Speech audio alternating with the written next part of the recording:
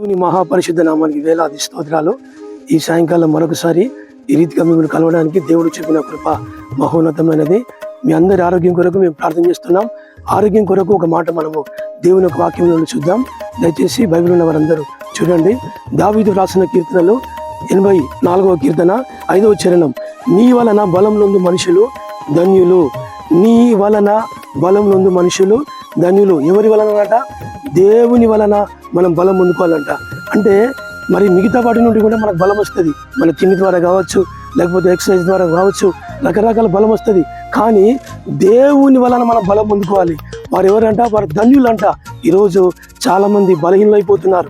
ఈరోజు చాలామంది మరి రోగాన పడి మరి మంచాల పడుకుంటున్నారు. అలాంటి వారి అందరి కొరకు ఒక శుభవార్త మీకు తెలియజేస్తున్నాను.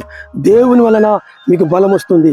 మీరు ధైర్యంగా ఉండండి. మీ కొరకు మేము మానక ప్రార్థన చేస్తున్నాం. అంత మాత్రమే కాదు, ఎందుకు ఈ రోజున మనుషుడు సరైన బలాన్ని పొందుకోలేకపోతున్నాడంటే ఒక మాట మనం చూద్దాం.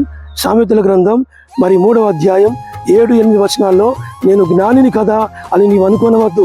యెహోవా యందు భయభక్తులు కలిగి చెడుతనము విడిచిపెట్టుము. అప్పుడు నీ దేహమునకు ఆరోగ్యమును, నీ ఎముకలకు సత్తువయు కలుగును. దేని విడిచిపెట్టాలంటే మనము మన చెడుతనాన్ని విడిచిపెట్టాలి. అప్పుడు మన దేహానికి ఆరోగ్యము, మన ఎముకలకు సత్తువ కలుగుతుందంట. కాబట్టి చెడు మనలో ఉంటే ఆరోగ్యంగా ఉండలేం. ఆరోగ్యంగా ఉండాలంటే చెడు అది ఏదైనా సరే చెడుని మీరు దూరం పెట్టండి. చెడుకు దూరం కానండి. దేవునికి సమీపంగా రండి. దేవుడిచ్చే బలాన్ని పొందుకోనండి. మీ కొరకు ఒక మాట మనం ప్రార్థన చేస్తాం.